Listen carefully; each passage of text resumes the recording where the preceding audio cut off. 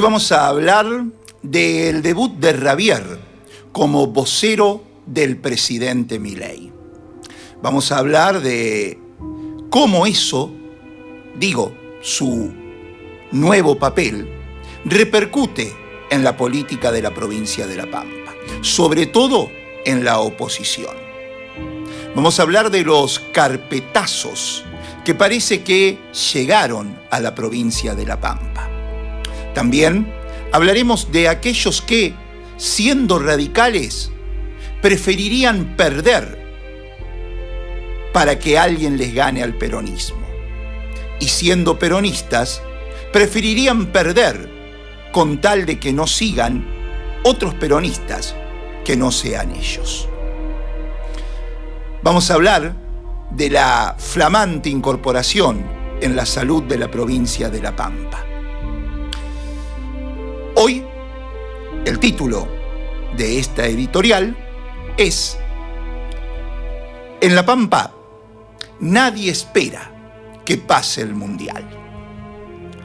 Destacado por los medios nacionales como el ejemplo perfecto del intelectual formado bajo el dogma estricto de una escuela austríaca fuera del mainstream económico, que salta directamente a la gestión pública y que ante el vacío de mileístas puros dentro del gabinete, por demás elocuente con la designación de Diego Santilli como jefe de gabinete, aparece como una de las figuras destinadas a darle sustento teórico y racional para legitimar las propuestas más extremas o marginales del presidente Javier Milei, señalándolo como producto del semillero de funcionarios capaces de traducir ideas marginales y radicales en políticas de Estado, en esta Argentina convertida en el gran laboratorio global, donde el mundo liberal libertario observa si las teorías hiperindividualistas pueden aplicarse de manera real y sostenida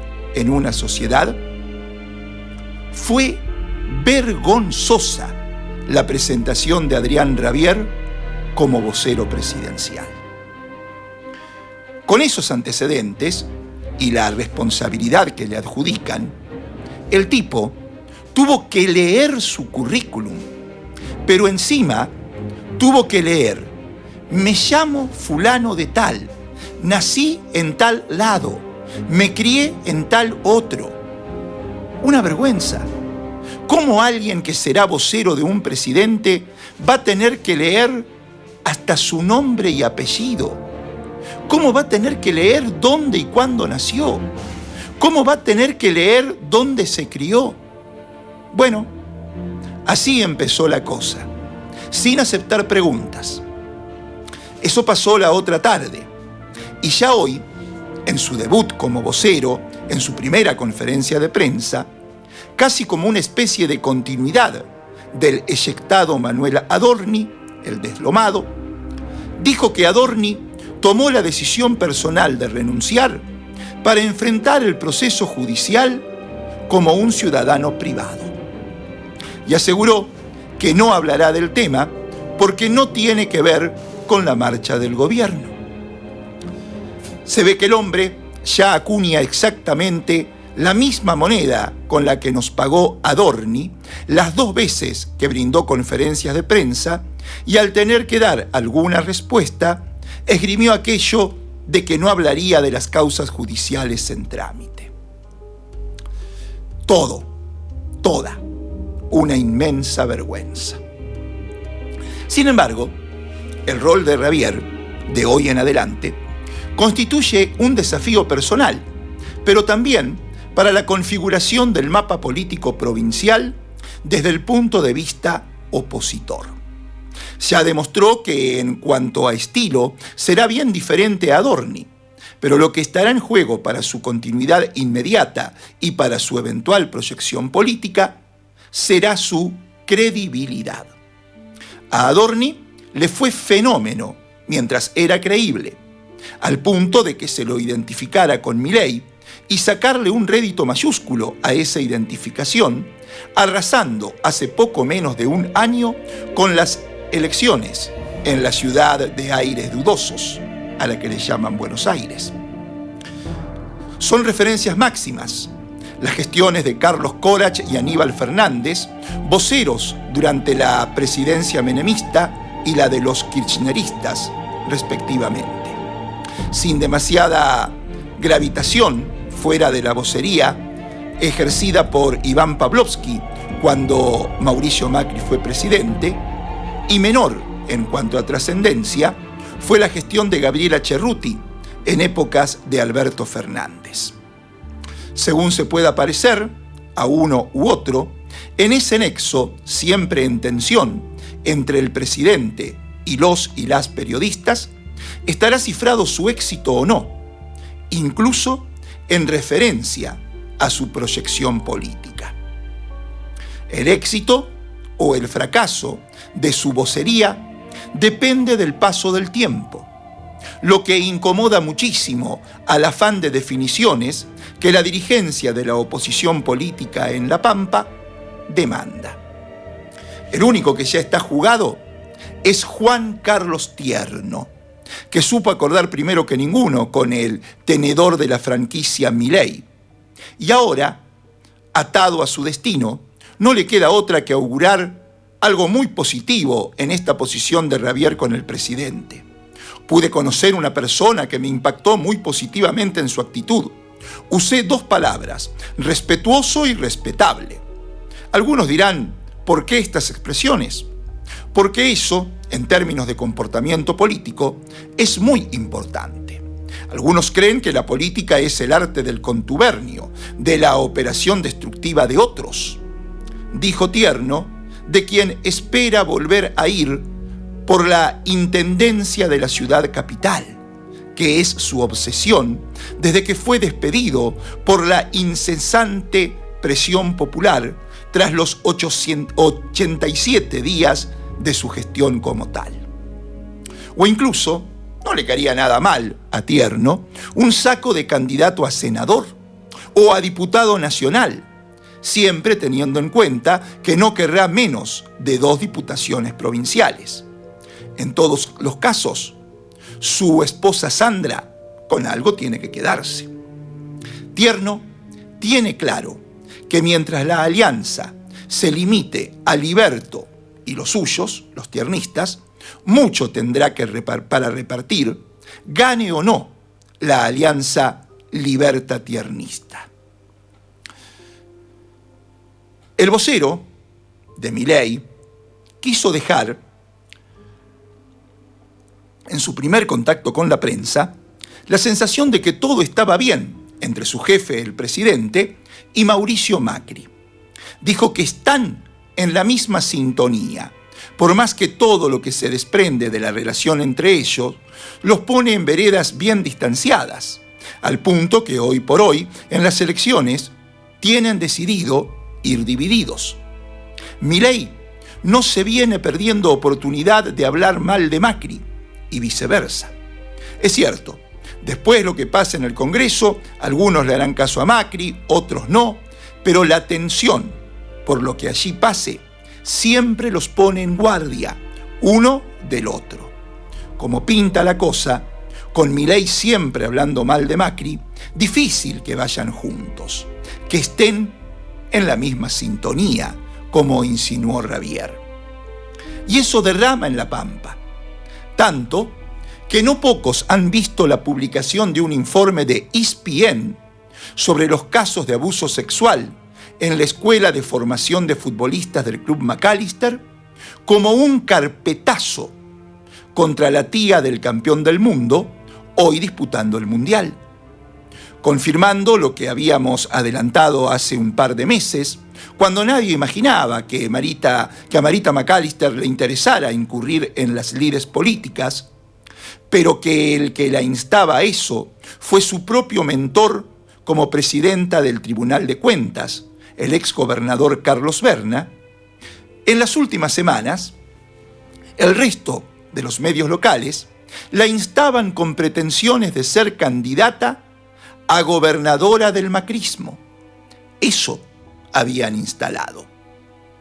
Frente a eso, varios allegados al partido del Colo vieron un carpetazo en esa movida que volvía a traer a colación aquella resolución judicial de una década atrás de aquellos repugnantes hechos de larga data.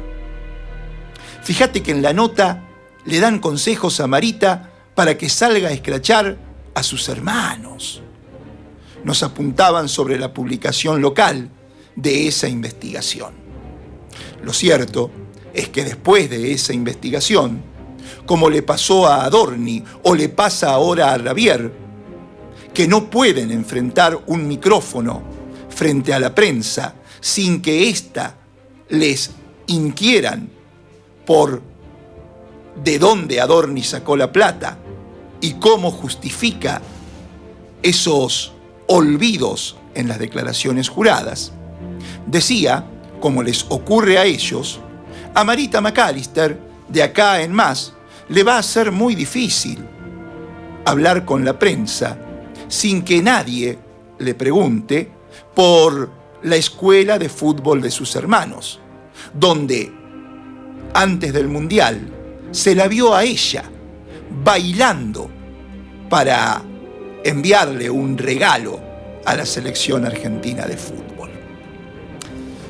Evidentemente, muy mal parada quedó, haya sido o no esa publicación, un carpetazo. Y otros, que no comulgan con los McAllister, le dan la misma connotación política a la decisión de ESPN de bloquear para la Argentina y Sudamérica el documental La Fábrica de Sueños. Operaron para que nadie pueda verlo y así los protegieron, dicen ellos. Los que no pueden salir de su estupefacción por la decisión que tomó Milei de convocarlo a Rabier para que sea su vocero, son los radicales. Ellos estaban convencidos, hasta el día que Milei lo eligió, que podrían convencerlo a Rabier para que se sumara a una interna contra Martín Berongaray, que suponían, con la pésima imagen del presidente por entonces, lo superaría con la fusta bajo el brazo. Así, con los libertos adentros, los radicales veían al campo hecho orégano, no, soja, para contar con el candidato refrendado por las urnas, que sería el que desbancaría al peronismo tras 40 años. Pero robustecida ahora la imagen de Rabier con el cargo que hoy comenzó a ejercer, no habrá paso que valga en los cálculos de Rabier, que será candidato a gobernador si todo marcha bien con su gestión de vocero. ¿Y los radicales qué? Y, como venimos diciendo, hay radicales y radicales. La mayoría de los 28 intendentes radicales, ni por casualidad, dicen, iremos tras la candidatura de Rabier. Primero, que hoy por hoy ser de la escudería Milei nos suma muy poco. Y segundo, que, de ganar, ¿quién nos asegura que el trato de el gobernador será distinto al destrato de Milei a la mayoría de los gobernadores dejándolos tirados? Ir en alianza con los libertarios es una apuesta por donde se la mire, y si sale mal, ya no habrá una segunda oportunidad. Dicen la mayoría de los intendentes radicales que querrán el año que viene refrendar su condición de tales. Pero objetivamente, también es difícil encontrar coincidencias con los libertos desde el punto de vista radical. Los radicales no pueden creer tener que estar evaluando ir en yunta con el representante de quien, como presidente, desfinancia universidades, le mete motosierra a los derechos de los discapacitados y deja en el abandono a los niños del Hospital Garrahan. ¿No está en las antípodas de eso la noble gestión que, como diputada, viene ejerciendo Gisela Cuadrado, recientemente designada presidenta de la Comisión Especial de Seguimiento y Control del Régimen Excepcional y Transitorio del Área Hidrocarburífera El Medanito, que tiene iniciativas del tipo inclusión de niños, niñas y adolescentes neurodivergentes en los clubes para la práctica de deportes. Más vale, si a ese proyecto la diputada radical Cuadrado lo impulsa con una diputada peronista, la Patricia George. Entonces, ¿qué coincidencia podría tener esa legisladora radical con un Ravier que es Milei?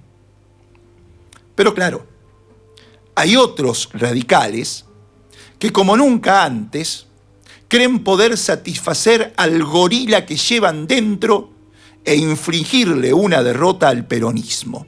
Y están dispuestos a cualquier cosa para eso. ¿Qué sería cualquier cosa? Llamar a los radicales del sueño húmedo de eyectar al peronismo de casa de gobierno a ir detrás de Ravier, más allá de lo que decidan intendentes y otros referentes. Si ya lo hicieron el año pasado cuando lo mandaron al mueble al pibe Guidugli, nos recuerda uno de los más jóvenes, señalando al presidente del partido y su correligionario más amigo, el titular del bloque de diputados. No les importa perder, mientras alguien les gane a los peronistas, nos dicen. Y hay peronistas que están en la misma. Después de que los legisladores del bernismo no bajaron en aquella sesión de hace 2 semanas en la Cámara de Diputados, exponiendo al oficialismo a que salgan leyes que les perjudicarían en su gestión, o no salgan aquellas que les facilitarían la gestión. Es decir, demostrando el poder de fuego que ellos tienen, reinó la calma chicha en el peronismo.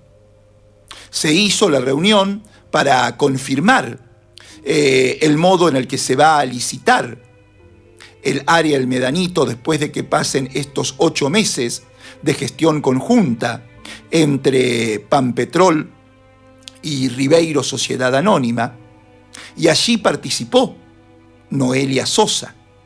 Estaban todos aquellos funcionarios que habían firmado aquella nota donde tanto la cuestionaban por haber pedido lo que luego el gobernador hizo, es decir, rechazar la propuesta de Petroquímica Comodoro Rivadavia de cómo limpiar ambientalmente los pozos petroleros del Medanito, que ahora abandona. Bueno, a Patricia Sosa nadie le dijo nada en esa reunión. Reconocieron que quién es el que manda, o al menos quién manda a la diputada Sosa. Por eso decía que hay calma chicha en el peronismo. De ese sector que la cuestionaba a Sosa, que se llaman plurales, aunque los más leales bernistas dicen que son plurales pero no bernistas, en fin, en ese sector se promocionaba alguna candidatura a intendente. Sin embargo, ninguno de los 2 que podrían ser candidatos a intendente de Santa Rosa, Marcelo Pedontá o el Tony Cucharello, ninguno de ellos se dejó ver con expectativa de ser candidato en los últimos días. El que sí apareció con esa investidura fue el juez de paz, el que más votos tiene en Santa Rosa. Rubén Funes, en nombre del kirchnerismo, recorrió los barrios del sur y allí habló de la enorme necesidad de que en la ciudad de Santa Rosa se utilice el acueducto Anguil-Santa Rosa-Toay, ese que está en la zona donde el intendente Di Napoli quiso que una asamblea popular lo autorizara a permitir loteos, con el riesgo de contaminar ese agua reservada. Bueno, Funes propone que el agua de Santa Rosa no sea únicamente la que proviene del acueducto del río Colorado, sino que se ponga en funcionamiento pleno el acuífero y que desde allí se pueda abastecer de agua a toda la ciudad durante el verano, cuando media Santa Rosa queda sin agua potable. Obviamente, en los barrios del sur, que es donde sufren esta contingencia muy seguido año a año, lo aplaudieron a Funes con semejante propuesta.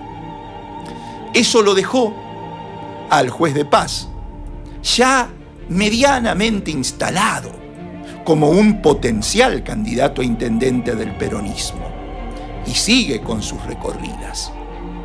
Esto alertó al oficialismo de Santa Rosa, que se maneja con encuestas que parece no le dan nada bien a la secretaria plenipotenciaria, que se quiso poner, insinuó querer ponerse, la ropa que el actual intendente va a dejar.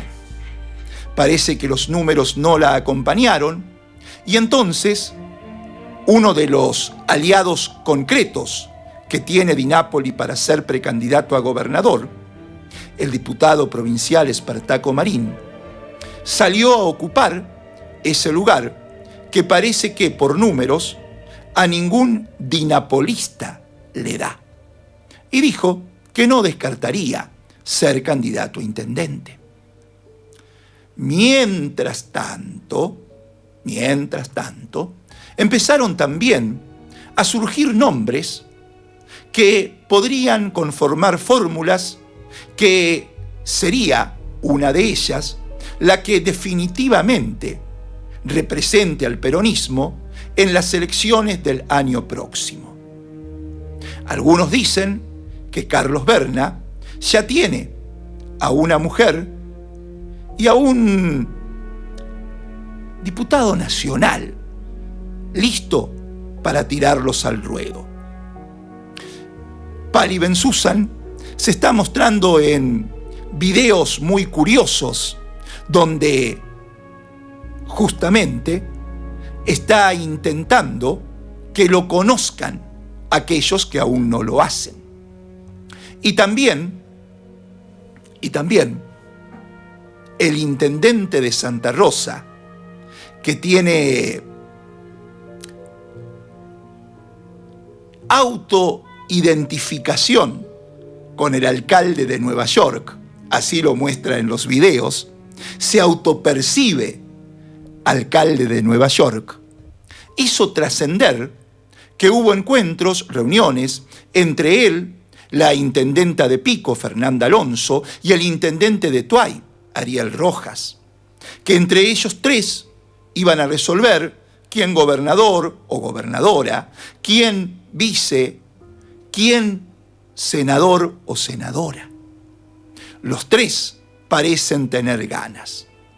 Pero hoy, Di Napoli rompió todo. ¿Por qué?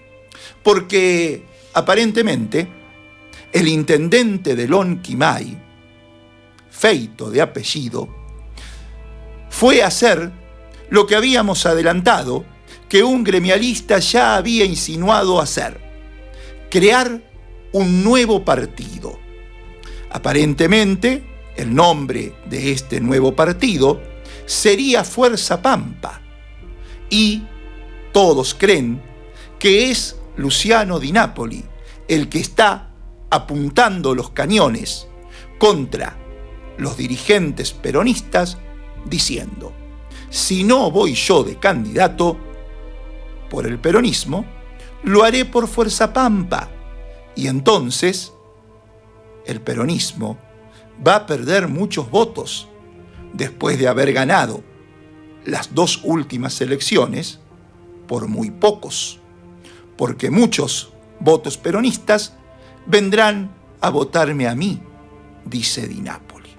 Insinúa Di Napoli que ya no pudo dar una interna el año pasado y que los números tampoco le dan para afrontar una compulsa electoral también en este. Mientras tanto, el presidente Milei terminó despidiendo a Adorni. Veremos cuál va a ser el destino de Adorni, porque el problema es que ahora va a ser enjuiciado y por enriquecimiento ilícito, no por evasión, como él buscó en aquella declaración del pendrive ante el reportaje que le hicieron en La Nación Más.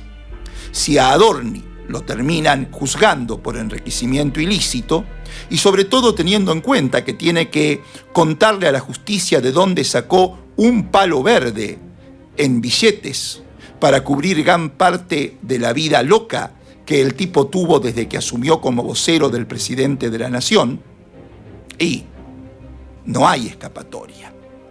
Y decir que no hay escapatoria es decir que el hombre va a tener que afrontar un juicio. Y aparentemente, no es lo mismo caminar como funcionario por Comodoro Pi que como jefe de gabinete, y otra cosa es sin cobertura política de un presidente que acaba de eyectarlo. Y en esto, dos cosas. Lo primero, lo echaron sin condena, porque de la misma manera rajaron a Spagnuolo de la Asociación Nacional de Discapacitados. ¿Cuánto esperaron la condena para rajar a Spagnuolo? ¿Cuándo esperaron la condena por el caso Spert para bajarlo de la lista? Y ahora, como en un juego de pinzas, por un lado está la justicia, que tiene todo listo para llamarlo indagatoria, y eso es lo que se viene, y la realidad política de Milei, que se lo tenía que sacar de encima. Ahora, venimos de una semana donde trascendió también que Adorni le había preguntado a su abogado defensor qué pasa si alguien se presenta como arrepentido.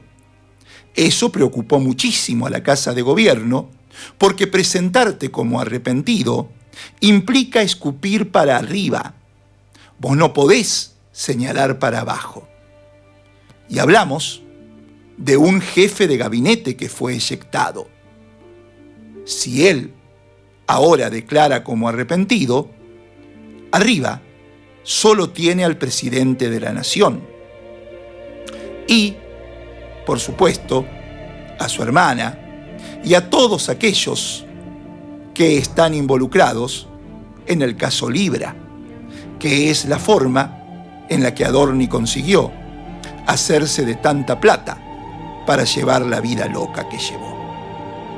Pero, si lo van a defender o no a Adorni, si Adorni los va a salpicar o no con su declaración, es harina de otro costal.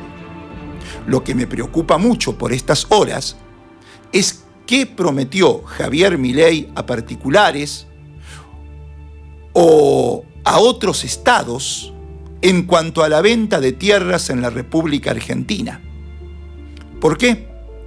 Porque vos sabés que esta ley, que intenta anudar los derechos de la propiedad privada, en realidad la han pensado para la venta ilimitada de cada metro cuadrado de nuestro país, que por supuesto tiene que ver en principio con privados, porque nadie puede imaginar la venta de la Argentina a otro estado, de estado a estado. Pero es una ley que abre una puerta y que dice que solamente eso puede llegar a producirse si la provincia donde quiere posar sus garras otra bandera, le pide permiso al gobierno nacional. Y si el gobierno de Milei se lo concede, cualquier Estado-nación de la Tierra puede comprar un pedazo de la Argentina. La pregunta, insisto, es cuánto ya tiene prometido Javier Milei, porque el desenlace del tema Adorni, que estuvo dando vueltas desde el principio de marzo, desde que apareció aquella foto del jefe de gabinete con su esposa en Nueva York, y después cayó el tema Punta del Este, avión privada, y después todo lo demás. La verdad es que terminó cuando en el Senado el oficialismo se dio cuenta que no podía sesionar para aprobar la ley de propiedad privada, de inviolabilidad de propiedad privada, porque se les colaba el tema Adorni. Y cuando vieron que no podían tratarlo, que no podían darle media sanción, 24 horas después se acabó Adorni. Entonces, es una ley que claro que le interesa y muchísimo al presidente de la nación para que salga. Y va a salir generando un despropósito enorme en la República Argentina. Ya acá, el senador Bensúzan dijo que esa ley podría poner en riesgo el agua con la que se abastece a toda la provincia de La Pampa. Imagínate que alguna de las provincias lindantes con el río Colorado venda parte de esas tierras. También la Iglesia ha sacado un documento en el cual denuncian que esta ley podría traer aparejada la pérdida de soberanía. Advirtieron que este texto deja sin efecto los límites vigentes para que personas físicas o empresas extranjeras compren territorio nacional. Alertaron por el riesgo inminente de una compra ilimitada de tierra ligadas a reservas de agua dulce y otros recursos naturales estratégicos. Volvieron a subrayar que la tierra no es mercancía y plantean, obviamente, el retroceso ambiental, cuestionando la flexibilización de los controles que prohíben la utilización comercial inmediata de los suelos que sufrieron los incendios forestales. En el área de ecología integral de la Pastoral Social Nacional, se habla de que la Iglesia ha manifestado públicamente su desacuerdo y advierte a la sociedad que no es una ley que inocentemente preserva la propiedad privada, sino que en verdad entregan la propiedad del territorio argentino en manos de capitales o de empresas extranjeras, y que por eso ya había hecho la Iglesia un amparo judicial frente a la pretensión de derogación de aquella ley que el Ejecutivo a principios de su mandato no quiso hacerlo. Y bueno, ahora, advirtiendo que se presentó como proyecto de ley, la Iglesia quiso ser clara. Desde la Pastoral Social, desde el área de ecología integral, que es, además, tiene la INDEPA, que es la pastoral con los pueblos originarios, y desde Cáritas emitieron ese comunicado. Verdaderamente, en línea con lo que había dicho el Papa Francisco cuando Milei se presentaba de candidato. Qué feo que es el destino de un país cuando el que está al frente sea huérfano de patria. Y muy distinto a todo eso es lo que hizo Sergio Silioto ayer, cuando inauguró ese fantástico centro regional para la atención del cáncer. Allí, Sergio Silioto demostró una vez más qué distintos somos, porque los gobiernos neoliberales reducen los impuestos a los ricos y después empiezan a lavarle el cerebro a la gente a través de sus expertos y de sus medios de comunicación con el verso del equilibrio fiscal. Es decir que, como recaudan poco, por decisión política basada en una preferencia de clase, tienen que gastar poco. ¿Y en qué se les ocurre ahorrar? A gobiernos como los de Milei, a un gobierno como el que podría ejercer Ravier en La Pampa, en todo lo que tenga que ver con el gasto en los sectores medios y bajos: educación, jubilaciones, obra pública, protección social y salud. El equilibrio fiscal, en boca de la derecha, en boca de Ravier, será simplemente una trampa cazabobos para incluir la transferencia de riqueza a través del Estado, desde las capas populares y medias a los sectores de altos ingresos y al capital concentrado, local y extranjero. Acá en La Pampa, Silioto demuestra que un Estado, sin alinearse con esa forma de pensar, puede ser eficiente. Y propuso salud para todas y todos. Incredible Data, un programa de rock. En La Pampa no esperan que pase el Mundial. Lo sostiene Javier Alejandro Urban.